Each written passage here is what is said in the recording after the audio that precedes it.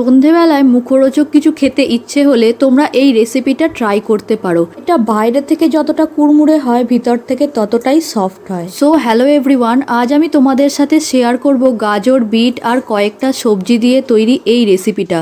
দেখে নিশ্চয়ই তোমরা বুঝতেই পারছো এটা কি রেসিপি হতে চলেছে। জানো তো, আগে আমাদের এদিকে বিয়ে বাড়ি হলে মেন কোর্সের প্রথমেই স্যালাডের পর এই আইটেমটা করা হতো, কিন্তু এখন এই ফিশ ফ্রাই, চিকেন স্যাটের জন্য প্রায় উঠেই গেছে বললে চলে, খুব রেয়ার দেখা যায়। আচ্ছা যাই হোক, তাহলে চলো বেশি বকবক না করে রেসিপিটা শুরু করা যাক। এই রেসিপির জন্য আমি একটা বড় সাইজের আলু নিয়েছি, আর নিয়েছি গাজর আর বিট।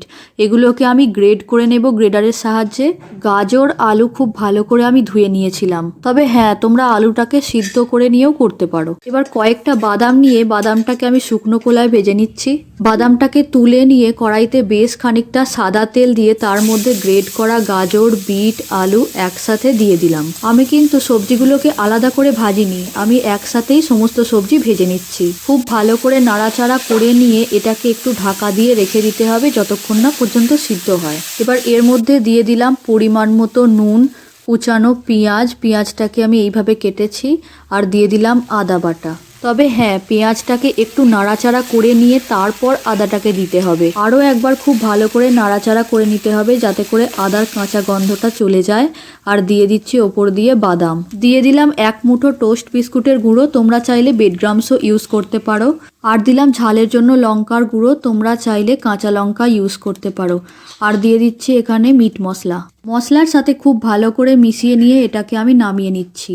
উপর দিয়ে ছড়িয়ে দিচ্ছি একটু বিরিয়ানি মশলা, একদম সামান্য পরিমাণে। এবার এখান থেকে একটু একটু করে পুর নিয়ে আমি ভেজিটেবিলের আকারে শেপ দিয়ে নেব।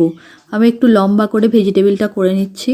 প্রত্যেকটা ভেজিটেবিলকে আমি এইভাবেই করে নেব। দেখো এখানে 8টা মোট ভেজিটেবিল হয়েছে। এবার একটা বাটিতে জল নিয়ে তার মধ্যে কর্নফ্লাওয়ার 1 চামচ আর 1 চামচ ময়দা দিয়ে ভালো করে গুলিয়ে নেব ব্যাটারটাকে। এবার ভেজিটেবিলটাকে ওই পাতলা ব্যাটারে একবার ডুবিয়ে এবার কোডিং করে নেব টোস্ট বিস্কুটের গুঁড়ো দিয়ে। এবার কড়াইতে বেশ খানিকটা সাদা তেল আমি গরম করে নিচ্ছি। এবারে গরম তেলের মধ্যে ভেজিটেবিলগুলো একে একে আমি দিয়ে দিচ্ছি।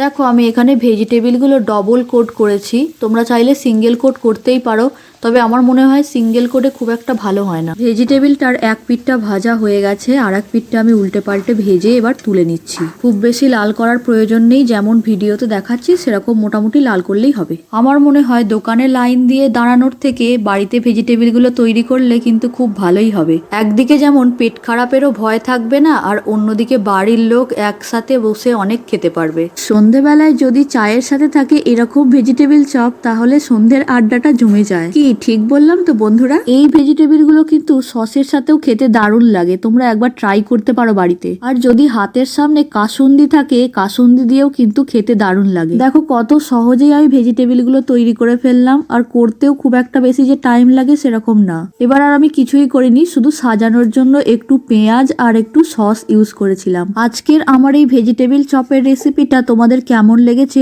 অবশ্যই কমেন্ট করে জানাবে। যদি ভালো লাগে তাহলে একটা লাইক করে দেবে আর শেয়ার করে দেবে। নিত্য নতুন এরকম রেসিপি পেতে আমাকে ফলো করে অবশ্যই পাশে থেকো। তাহলে আজকের মতো এটুকুই, দেখা হবে পরবর্তী ভিডিওতে। ধন্যবাদ।